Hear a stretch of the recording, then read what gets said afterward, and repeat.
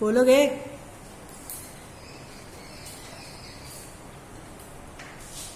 बोलोगे? नहीं मैम, नहीं पता। अरे कल हमने भेजा था ग्रुप पे, उनके फिल्मों के नाम, उनके गानों के नाम, है ना, ये सारे हैं। हमने कल क्लास ही नहीं कर पाया था। हाँ, कल तो आपने नहीं किया था। हाँ बोलो, बताओ। शंकर दास। हाँ, उनका पूरा नाम शंकर दास शैलेंद्र। ठीक है, लेकिन कल हम लोग पढ़े थे इसमें कि वो मतलब व्यथा आदमी को पराजित नहीं करती, कि वो किस प्रकार अपनी रचनाओं से लोगों को बताते हैं कि कोई भी कष्ट, किसी भी प्रकार का अगर दुख हमारे जीवन में आता है तो वो हमें हरा नहीं सकती, है ना। वो अगर हम अपने इच्छा शक्ति को मजबूत रखें तो वो हमें कभी हरा नहीं सकती। क्या चीज? शंकर दास केसरी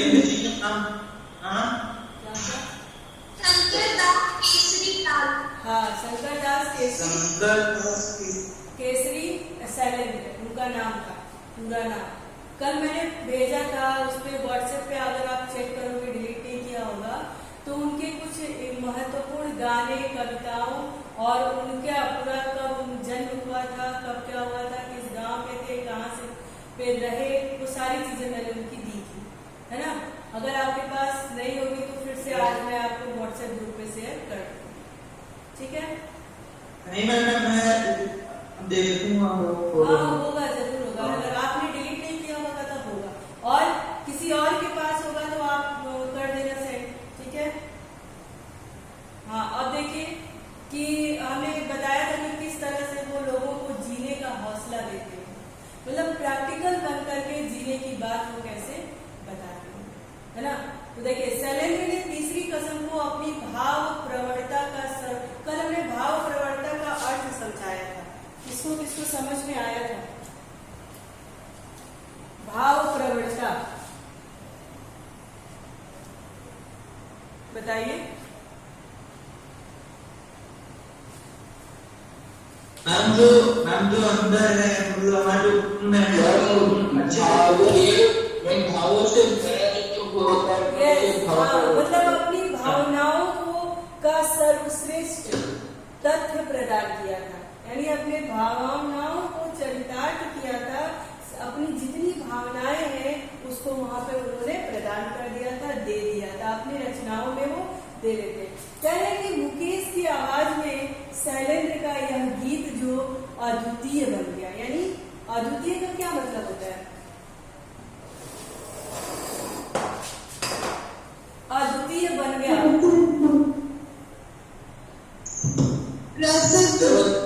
बहुत अच्छा, मतलब हाँ, बहुत प्रसिद्ध हो गया, उसके समान कोई और नहीं हुआ, इस तरह का वो गीत बन गया।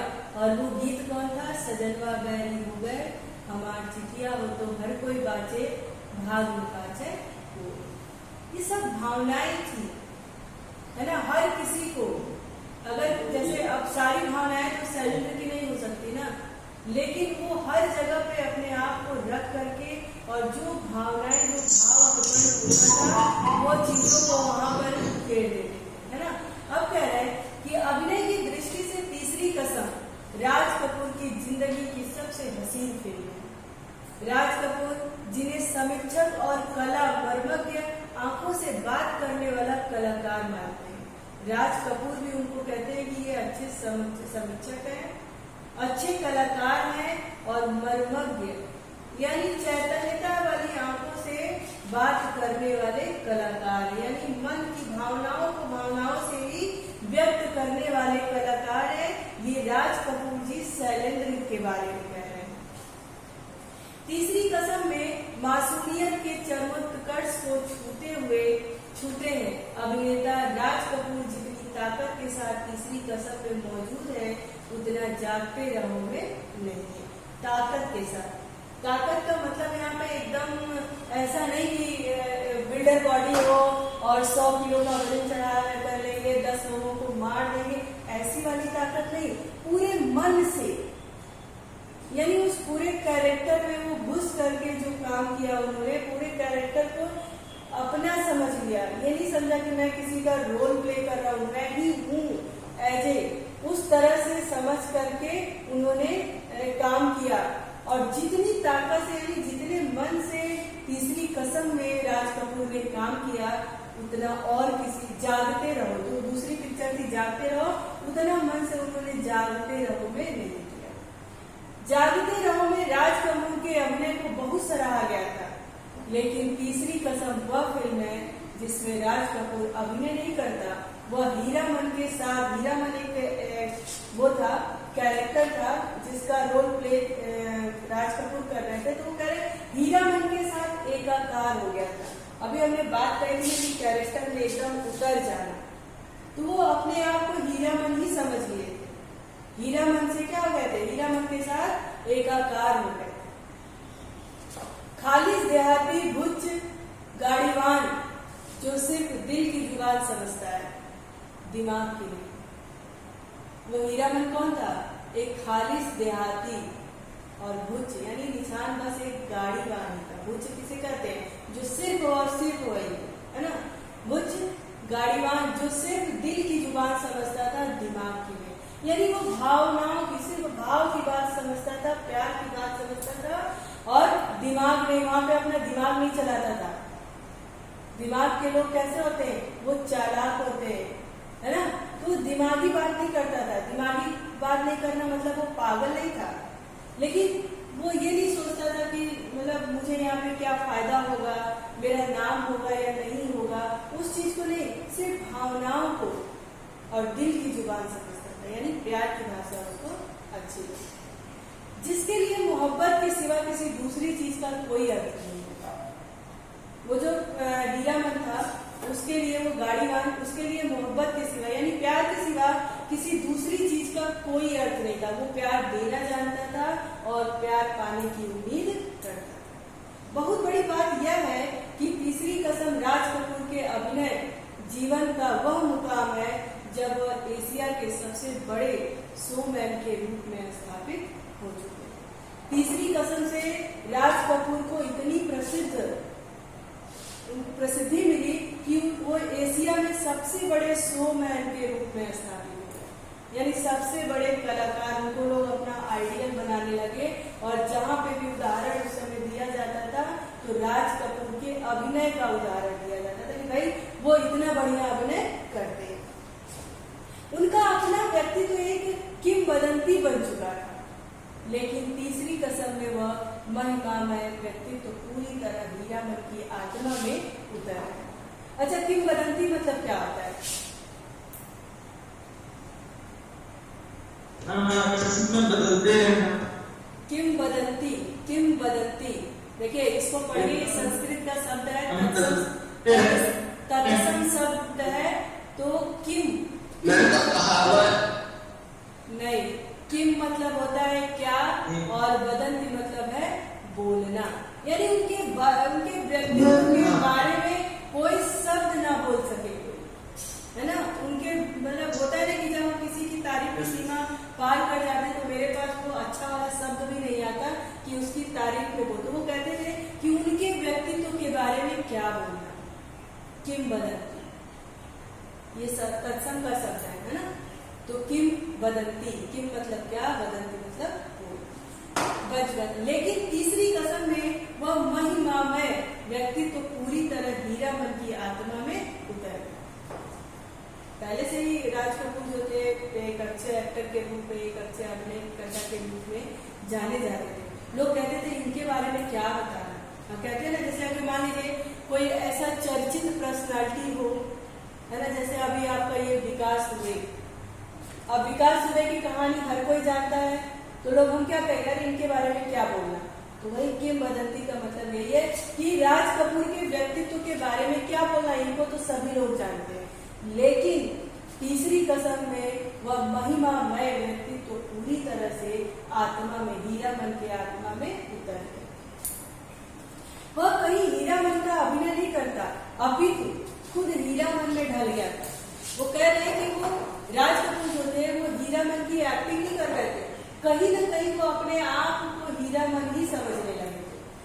हीरामन बन करके एक्टिंग कर रहे थे। किसी कैरेक्टर में उतर जाना यानी अपने आप को वही मान लेना। तो राज कपूर ने तीसरी कसम में यही किया। हीरामन जो कैरेक्टर था वो मेन कैरेक्टर था उसमें, और अपने आप को उसमें उन्होंने ढाल लिया, यानी अपने आप को राज कपूर के रूप में नहीं, हीरामन के रूप में ला दिया। हीराबाई की फेनू गिलासी बोली पर रिश्ता हुआ, उसकी मनुआ नटुआ जैसी भोली सूरत पर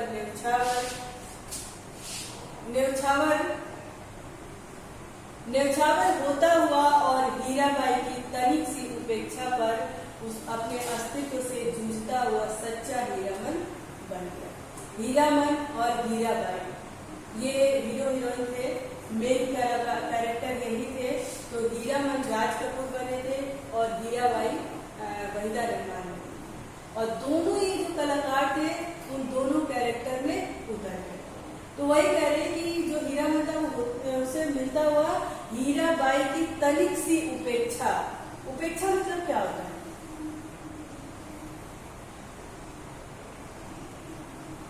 कोई बताएगा? तुलना, उपेक्षा, उपेक्षा। अगर हम कहें कि 4 लोग हैं, आशा नहीं, नो। अच्छा, अब आप बताइए, जैसे 2 लड़के, 2 व्यक्ति हैं, सुनिए, 2 व्यक्ति हैं और एक का मैं आदर कर रही हूँ और दूसरे की उपेक्षा कर रही हूँ। एक की बात को मैं बहुत अच्छे से सुन रही हूँ और दूसरे की मैं क्या कर रही हूँ? उपेक्षा कर रही हूँ, यानी उसका आदर भाव न करना, उसको इग्नोर करना। समझ गए? तो उपेक्षा का मतलब क्या होता है? इग्नोर। यानी हीराबाई जो थी वो थोड़ी सी तनिक सी उपेक्षा पर अपने अस्तित्व से जूझता हुआ हीराबाई की अब जैसे मान लो कि एक प्रेमी प्रेमिका है, या फिर जैसे आप लोग होता है ना कि ये क्या होता है आजकल जो गर्लफ्रेंड बॉयफ्रेंड, तो एक दूसरे को लोग प्रपोज करते हैं, तो कहीं पे लड़कियां जल्दी मान जाती हैं और कहीं पे क्या होता है उसको इग्नोर करती हैं। तो हीराबाई भी वही लड़की थी, वही हीरोइन थी। तो हीराबाई जब थोड़ा सा भी उपेक्षा, थोड़ा सा भी हीरामन को इग्नोर करती थी, तो वो क्या करते थे? अपने अस्तित्व से जूझता हुआ सच्चा हीरामन बनता। लड़कियां नशा करती है ना, फिल्मों में आपने देखा होगा। यस मैम, भाई पिक्चर तो आपने देखी होगी ना, फिल्म तो आप देखते ही होंगे। तो ये एक नॉर्मल कहानी है, इसको बहुत एकदम अपने से नहीं जोड़ना है, नॉर्मल कहानी है कि इस तरह का होता है। तो वो बता रहे हैं, हीरामन लेखक जो है शैलेंद्र जी ने हीराबाई की थोड़ी सी भी उपेक्षा करने पर किस तरह से हीरामन अपने अस्तित्व से जूझता रह गया, और जूझता हुआ क्या हुआ? एक सच्चा हीरामन बन गया। सच्चा हीरामन तो उसका नाम था, और हीरामन का मतलब होता है कि हीरे जैसा चमकदार उसका मन। तीसरी कसम की पटकथा मूल कहानी के लेखक परेश्वरनाथ रेणु ने स्वयं तैयार की। कहानी का रेसा रेसा, उसकी छोटी से छोटी बारीकियां फिल्म में पूरी तरह उतर करके आई थी। अच्छा, ये चैप्टर आपको समझ में आया होगा कि नहीं आया? ये पार्ट आपको समझ में कहीं पे कोई दिक्कत तो नहीं है ना? और ये वाला पार्ट आपका सीबीएसई ने ये पार्ट आपके चैप्टर से आउट कर दिया है, लेकिन सिर्फ बोर्ड एग्जाम के लिए और सिर्फ इस साल के लिए। ठीक है, 2021 के लिए ये चैप्टर क्लोज हुआ है, बाकी आने वाले समय में फिर से और इंटरनल असेसमेंट में जब इंटरनल एग्जाम आपका होगा तो ये सारे जो चैप्टर जितना भी उन्होंने हटाया है उसी में से एग्जाम आपके इंटरनल असेसमेंट में बनेंगे, इसलिए आपको इसको भी पढ़ना पड़ेगा। बोर्ड के टाइम पे जब बोर्ड एग्जाम के लिए आप प्रिपेयर होना तब इसको मत पढ़ना। हाँ बताइए। इंटरनल असेसमेंट जो होगा वो ऑनलाइन होगा? देखिए बेटा, ऑनलाइन से तो कुछ ऐसा प्रभाव नहीं पड़ेगा, उस समय का समय और सिचुएशन देखा जाएगा कि क्या है, लेकिन जिस तरह की स्थिति चल रही है तो ऑनलाइन ही करना पड़ेगा। जिस तरह की स्थितियाँ चल रही है लगातार लगातार बीमारी बढ़ रही है, उस तरह से तो मुझे लगता है कि बोर्ड तक ऑनलाइन होगा या फिर जैसा भी सिचुएशन बने। अभी तो कुछ भी नहीं बोल सकते इसके बारे में। हमें अपनी तैयारी बहुत अच्छी मैं कह रही हूँ कि हमें अपनी तैयारी बहुत ही बेहतरीन तरीके से करनी है, चाहे बोर्ड एग्जाम अभी हो ना हो जो भी हो, क्योंकि कुछ भी फिक्स नहीं है। हम ये नहीं कह सकते कि बोर्ड एग्जाम नहीं होगा और हम ये नहीं कह सकते कि बोर्ड एग्जाम होगा, तो कुछ भी फिक्स नहीं है। इसलिए हमें हर परिस्थिति के लिए तैयार रहना है। हमें और इधर उधर की बातों पे ध्यान नहीं कर रखना है, हमें सिर्फ अपनी पढ़ाई पे अपनी चीजों को तैयार रखने पे रखेगा। जो भी सिचुएशन हमारे सामने आएगी उसको हम फेस करेंगे, ठीक है। हम ये नहीं देखेंगे कि हमारा कौन सा पेपर होगा, नहीं होगा, कब होगा, कैसे होगा, नथिंग। हमें सिर्फ अपने पढ़ाई पे ध्यान देना है और हमारे सामने उस समय जो भी परिस्थिति होगी उसको फेस करने के लिए हमारे पास एक दृढ़ इच्छा शक्ति होनी चाहिए, ठीक है। तो आप हर सब्जेक्ट के लिए ये मत सोचो कि होगा या नहीं होगा, कौन क्या बोलता है उस पर ध्यान आप मत दो, आप सिर्फ अपनी पढ़ाई पे ध्यान। कुछ भी होगा तो सब हम फेस करेंगे, है ना। अब देखिए प्रश्न, थोड़े से प्रश्न हम लोग समझ लेते हैं कि क्या कह रहा है। कह रहे कि तीसरी कसम फिल्म को कौन कौन से पुरस्कारों से सम्मानित किया गया था? कौन कौन सा पुरस्कार मिला था? कोई भी बताए।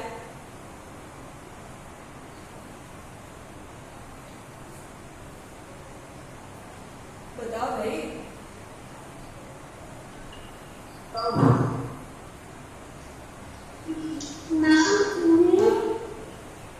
बोलो।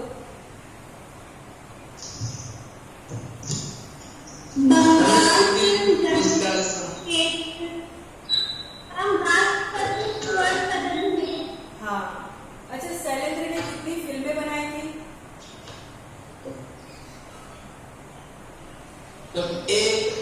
एक पहली और आखिरी। कौन सी फिल्म थी ये? तीसरी कसम। राज कपूर द्वारा निर्देशित कुछ फिल्मों के नाम बताइए। चलिए ये सब तो आप सर्च कर लीजिएगा। तीसरी कसम फिल्म के नायक और नायिकाओं के नाम बताइए और फिल्म में इन्होंने किन पात्रों का अभिनय किया था? नायक और नायिका कौन थे तीसरी कसम में? हीरो हीरोइन, नायक नायिका। राज कपूर और वहीदा रहमान, ठीक है। और राज कपूर और वहीदा रहमान ये किन पात्रों का अभिनय कर रहे थे? उसमें मेन कैरेक्टर कौन था जिसका अभिनय ये लोग कर रहे थे? और हीरामन और हीराबाई, ठीक, वेरी गुड। फिल्म तीसरी कसम का निर्माण किसने किया था?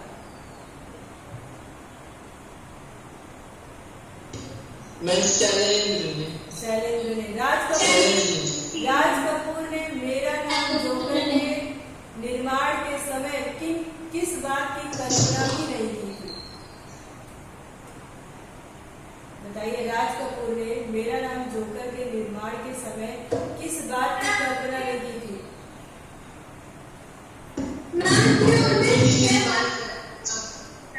हाँ, उनको इस बात की कल्पना उन्होंने नहीं की थी कि इस फिल्म को बनाने में मुझे 6 महीने से समय लग जाए। अच्छा, राज कपूर की किस बात पर शैलेंद्र का चेहरा मुरझा गया था?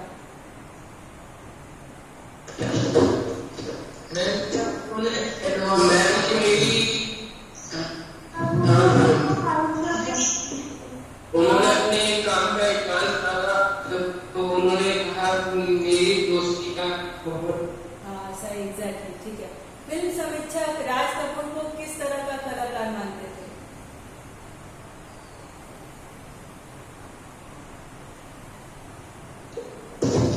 फिल्म समीक्षक राज कपूर को किस तरह का कलाकार मानते थे?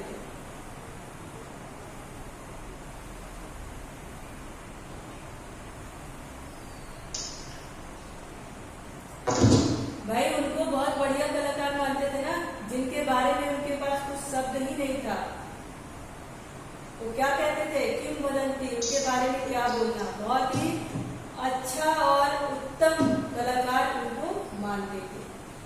अब देखिए, तीसरी कसम फिल्म को सैटेलाइट पर लिखी कविता क्यों कहा गया है?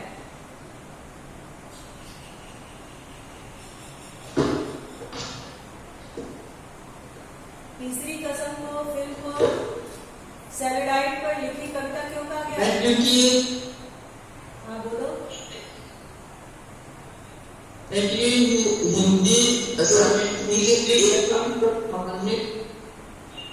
हिंदी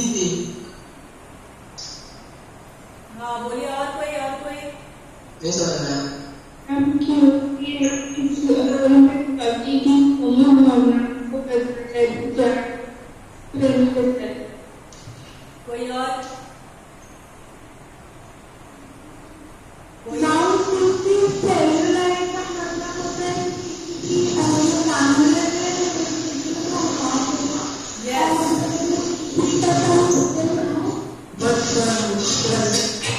बिल्कुल बिल्कुल बिल्कुल, इसीलिए कहा गया था कि उनकी कविताएं सेलुलाइड पर लिखी गई है। अगला प्रश्न है, तीसरी कसम फिल्म को खरीदार क्यों नहीं मिल रहे थे? तीसरी कसम क्योंकि मैम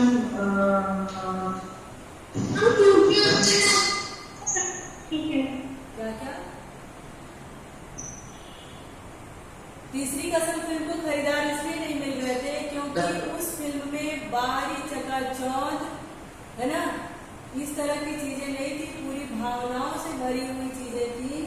इसलिए लोगों को लगता था कि इसमें कुछ ऐसी चीजें नहीं है जो बाहरी दर्शकों को लुभाएंगी, है ना, तो इसलिए लोग उसको खरीदने से मना करते थे कि क्या पता ये फिल्म चलेगी या नहीं चलेगी। अच्छा, शैलेंद्र के अनुसार कलाकार का कर्तव्य क्या है?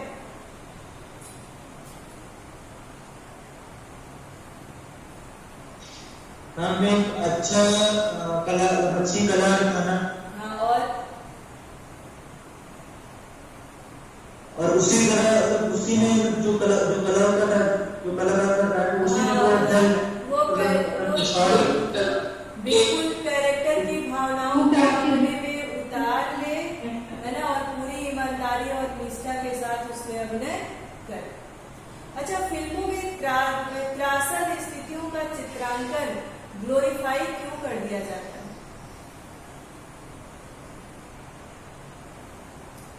इसमें 2-3 शब्द का मतलब नहीं समझता है। कौन सा?